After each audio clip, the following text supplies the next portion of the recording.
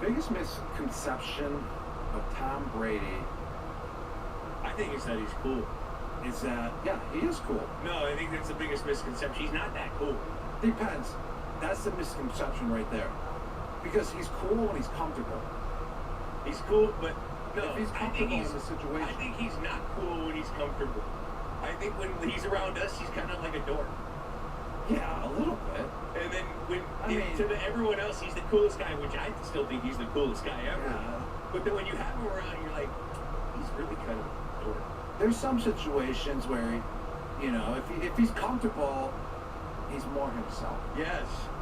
Yes. And he's more like, you know, like dad if he jokey, knows, like if he knows all the cameras are shut off, Yeah. like he can finally just have some he's kind of time dorky.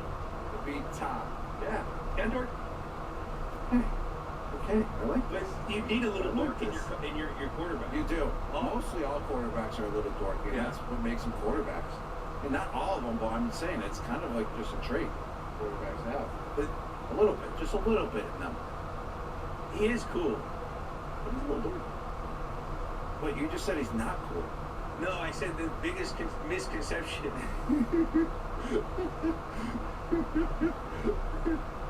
Oh. He's cool. He always keeps a chip on his shoulder. Always. Always. That's not a Intense work misconception. ethic. I think everyone knows Intense that. work ethic. I know, but I'm just giving some facts about him. What else is a misconception? That he's not clutch. No, that's That's not even a misconception. Everyone knows he's clutch. yeah, that's Yeah, I just wanted to try to throw you off, Jules. How about this guy also played baseball and got drafted? Yeah, by the Expos. Montreal. And no wonder why he didn't go and play baseball. The Expos? I mean, they have a cool hat. They do got cool colors. They're gone though. They're not even there no That's more. what I mean. That's why he didn't want to go there. He's like, oh man, my legacy, I go there, the team's going to be gone. That means I'm going to be gone. I want to last forever. I'll go to the New England Patriots instead. Yeah, he was in high school when he got drafted. He went to the For same. what? He went to the same He high knew he was school. going to the Patriots. Yeah. He went to that. I remember. Well, we grew up in the same area, so he went to the same high school as Lynn Swan, Barry Bonds. There's like so many really good athletes that come out of that freaking school. Sarah, it's an all boys school. What was the moment that Tom made you the most annoyed? Oh my God! When I would return punts, like I remember my rookie year. It was the freaking preseason game.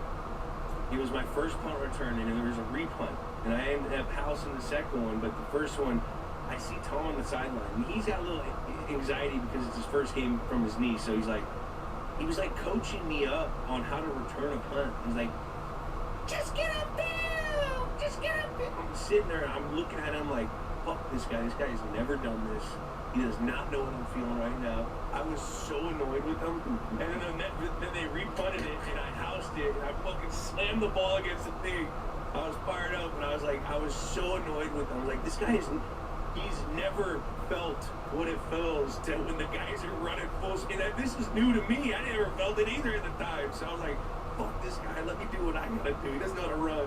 And I was so annoyed with him. I'll tell you mine.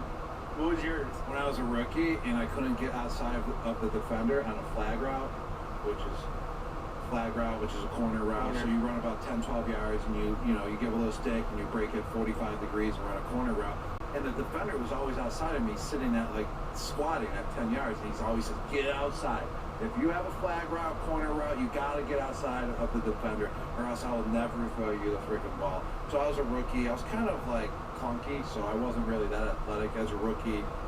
You know, I wasn't running routes. Tired. Right? We had double days and shit. Yeah, I was tired as well. I couldn't get outside. And in practice, I didn't get outside of the guy. He's like 2-3 yards outside of me, too. And I'm trying to fake him like I'm going inside and trying to get around him on the corner. And Brady just turns around in the meeting because it's on film. And he turns around and he goes, Brown, I'm fucking done throwing you the ball. I told you 50 times to get outside. You're not getting outside. And like I got all sad.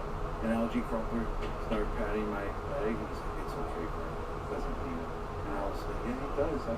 Use it, man. Use it. And let me tell you, this time you fucking throw me the ball like 1,000 times after. So I knew he was all bullshit. Tom telling me he was never going to throw me the ball again. I was literally like, but that fired me up. I was like, oh, all right, I'm going to show this guy. But that's the leadership he had. He was brutally honest. Brutally honest. And he would freaking get you to go to the next level, which was crazy. He was so good at it. But I was so annoyed because I couldn't get outside the guy. I'm like, I want to be like, Tom, run the freaking route. I guarantee you can't get outside the guy either. He's 3 yards outside of me. And then if I got outside of him, it was basically like an out route I was running because I would have to flatten it so much. So I couldn't really run the corner route. Then you get the other responsibility of the other guy. But he just wanted to get the defender in practice is playing the play. Yeah, and he knew the play. He just wanted to get the point across. Yeah. Like, so it was just always in my memory, and every time I ran a route, it was kind of just like on autopilot just to get outside of the defender. So I was annoyed at that, with that situation. But, times have changed. I started running routes where I would go inside the guy, and then he would still throw me the ball as well later on because he's a guy. He proved it enough that he can do it. Well, then you guys started doing the back shoulder shit. Yeah, I started doing all that. I also used to get really annoyed when in meeting rooms if he liked you and this. I felt both of these. I felt when he liked a guy, he would love them up, and then there'd be when Wes was there, I get so annoyed when I would do the exact same thing that Wes would do, and he wouldn't think it was good, and I would get so fucking annoyed with him. But I remember when Wes left and I was that guy, there was guys trying to do what I would do, and he wouldn't. So I would get annoyed with that so much when he would always bring up hey, just do it a little more like Wesley. He called Wesley when he called Wesley. Remember Wesley? Mm-hmm. I used to get so annoyed. You want to know what I would get annoyed with him too? Is we're in the off season.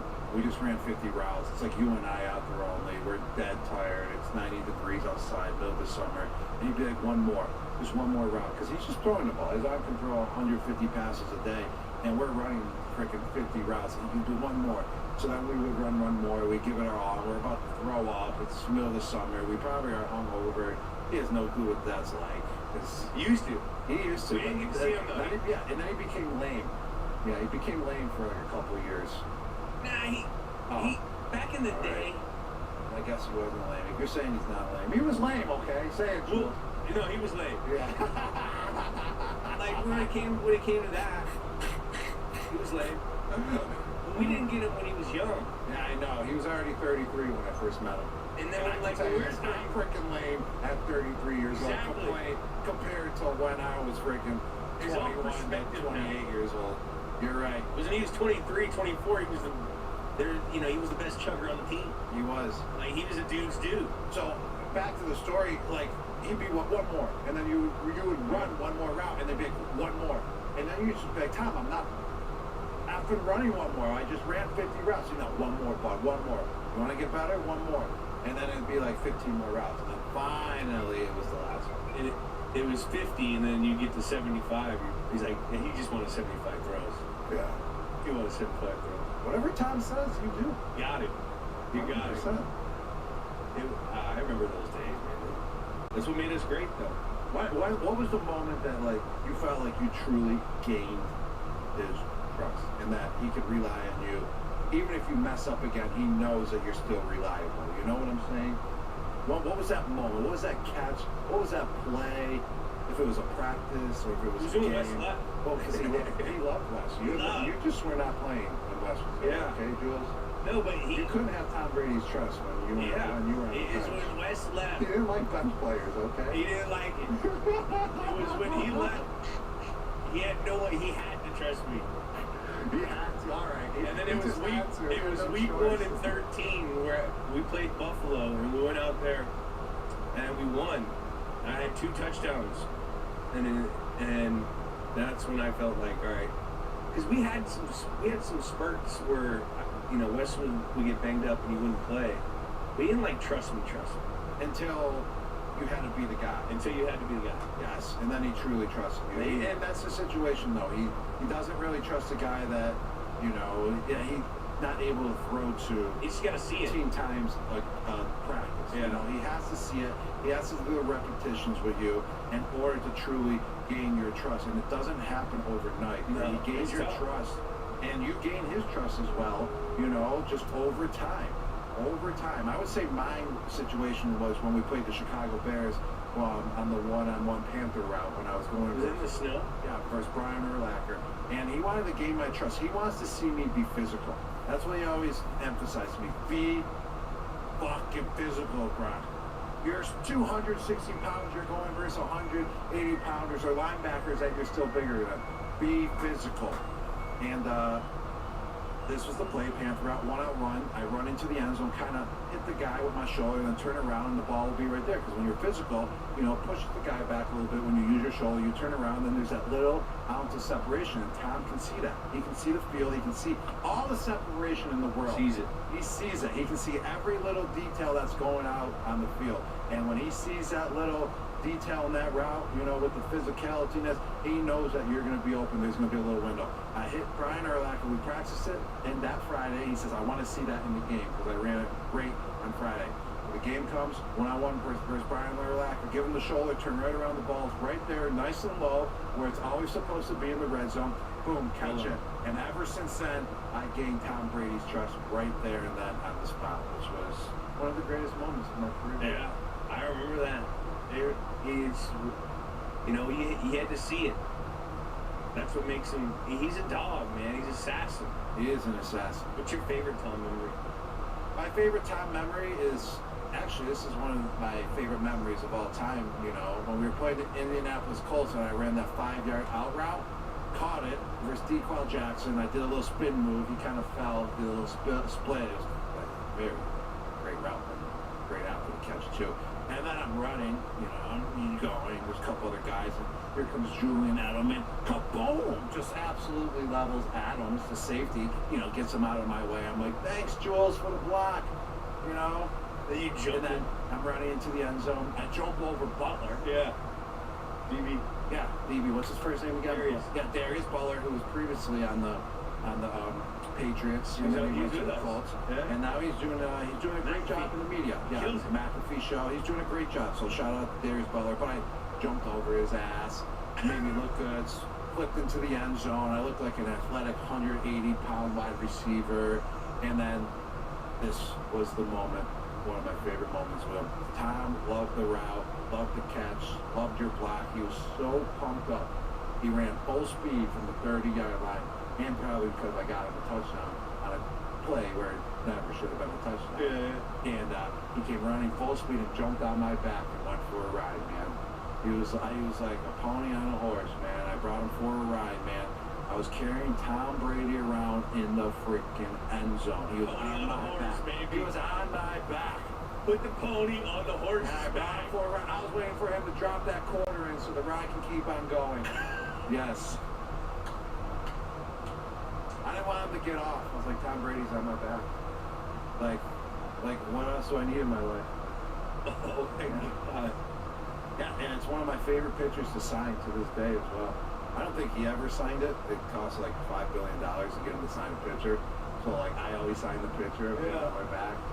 And I'm waiting for that picture to be worth a lot more money once he signs it, but he hasn't signed it yet. Man, that was a fucking fun play. That was a fun play. Thank you for that block. Oh, you love him. Adams. He's talking in the.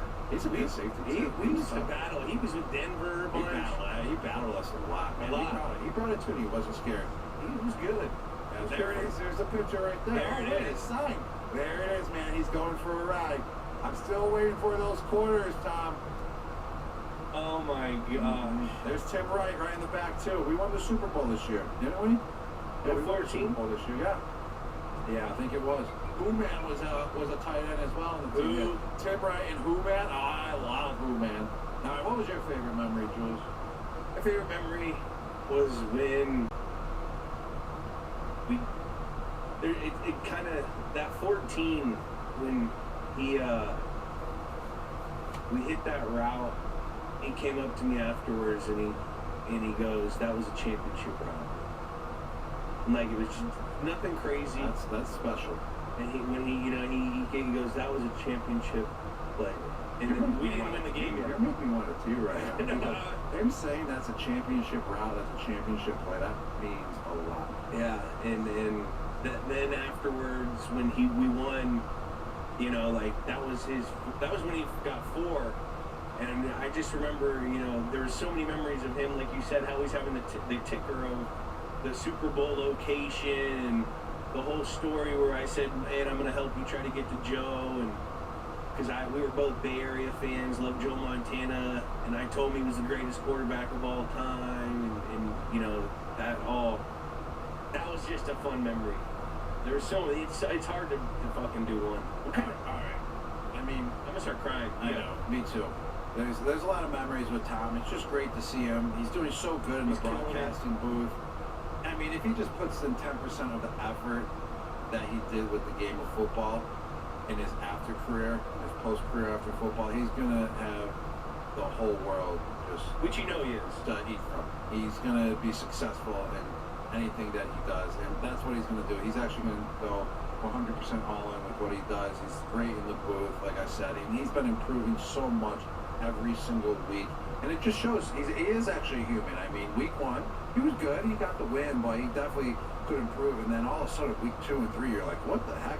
How did he just go from being like a rookie quarterback to a veteran quarterback in 1 week in the broadcast booth? Yeah. So just shout out to him. I mean, he dedicates himself and he works on his craft like no one ever has before. And that's what makes him, you know, the greatest at everything. He cares about making the people look right that give him opportunity. Mm-hmm. He does.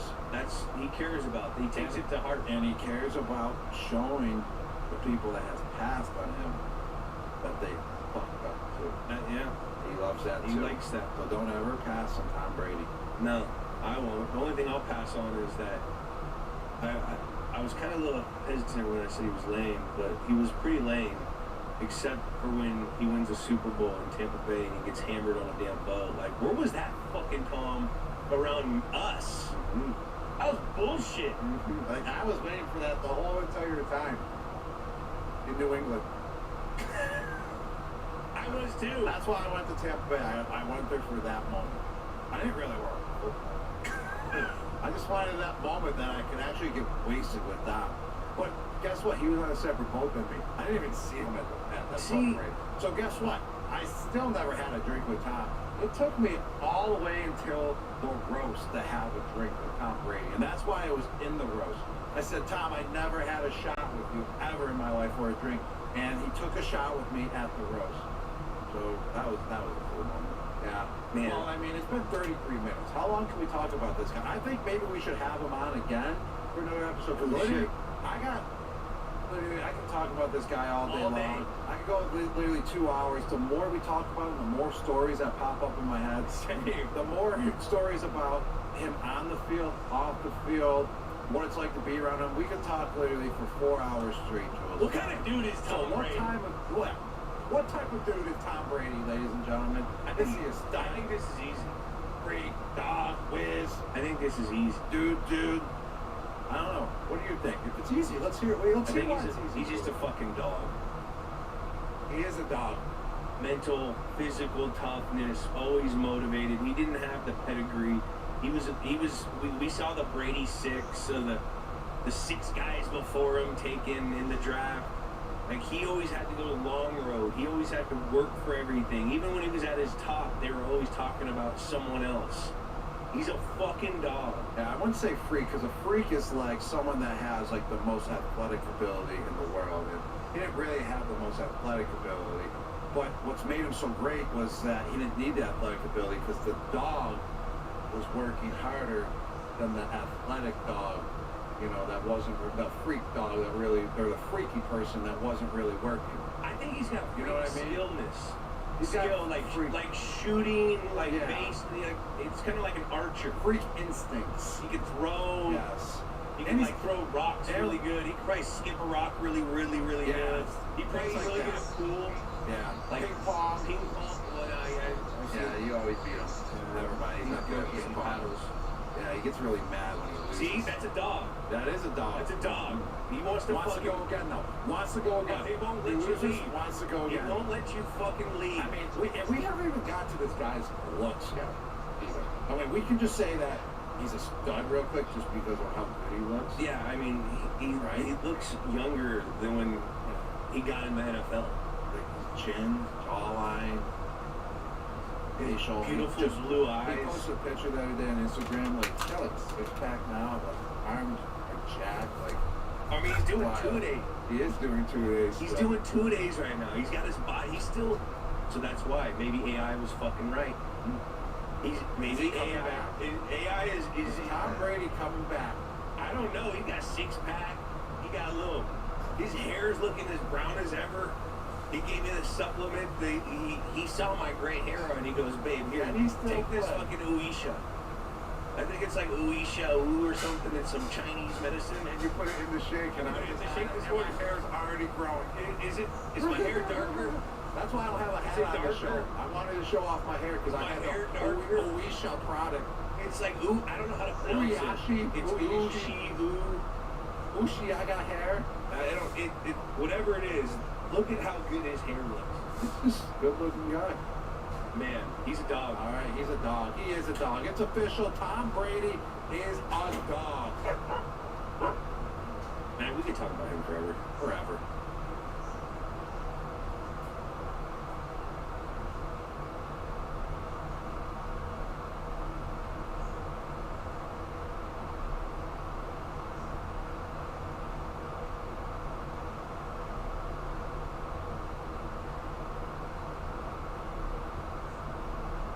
Thinks he's still a player.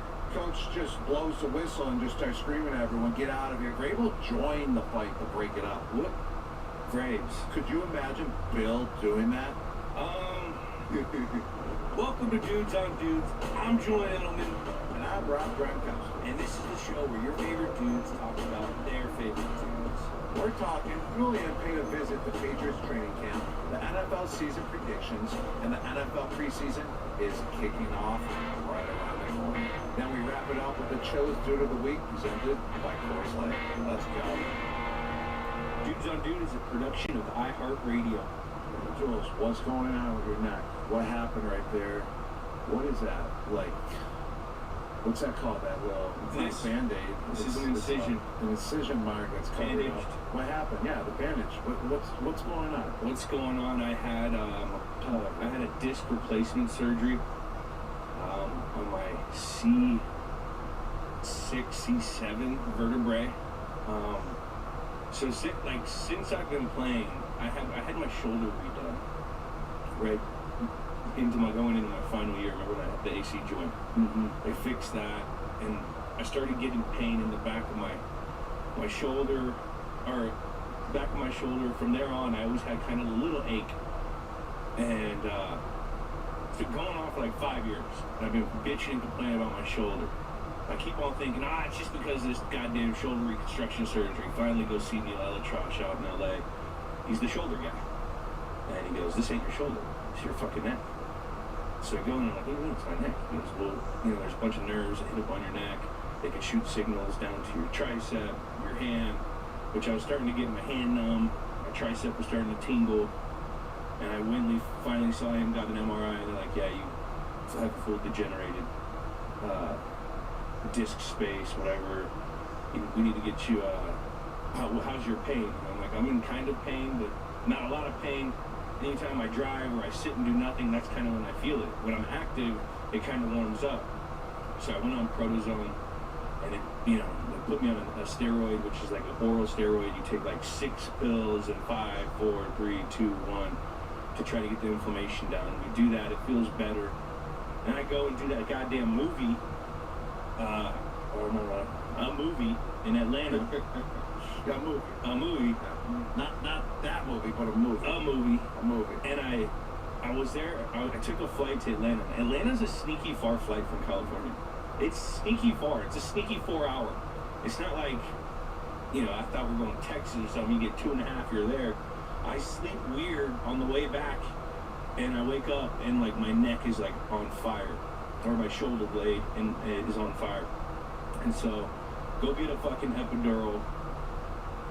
Go to Europe, and then all of a sudden my tricep turns off, and I'm like, oh shit. So I go and see, Dr. Bay. He's a neck specialist out here, and he basically says, yeah, we gotta get this thing operated on ASAP, because the longer that nerve's off your disc, probably is, it's on a motor nerve. The longer that's off, the longer it's going to be to get it back. And so I find out literally Friday about this, and they're like, we got to get you in like ASAP. I get the surgery yesterday, Tuesday, and feel pretty great, pain-free. I just can't twist my neck. But here in the Nut House, we podcast hurt. Okay, I played with broken feet, broken arms, torn root meniscus. I can talk with a bad neck. Jules, you're a tough SOB. I've seen you play through so many injuries while you played out on the football field, and now I see you podcasting through an injury as well. You're a beast on the field, off the field. That's why you'll always be a legend. People got to understand going through that pain as well and dealing with it on a daily basis, and you never let it stop you, just like you didn't let it stop you out on the football field. And that's what made you such a great football player. You got to fight through adversity in order to be a great football player. You're never going to be 100% in a game, while you're playing. But you got to find ways to fight through. You got to find ways to dig deep and to be able to pull out and come through for your teammates. And you're here doing that today, Julian. You just had surgery 24 hours ago, and you're still here. You're still showing up. You're still spitting knowledge. And also, I just want to say welcome to the degeneration game. Degeneration disc? Degeneration disc. We're not degeneration X, We're we're degeneration disc. We go like this? Yes. Because we're representing our disc. Right there. Oh my God, degeneration disc. I've had 3 back surgeries in my career. You had a disc replacement. Any spine, is if you're any spine injury, you could be in degeneration disc. Mm-hmm. There's a lot of people in the Degeneration Disc Club as well. I know a lot of guys, and it's a special club now. I'm glad we Jack is definitely in degeneration disc. Yes. I think he's like literally pulled up by Jack disc might stuff. be the founder. Jack is the founder of the degeneration disc.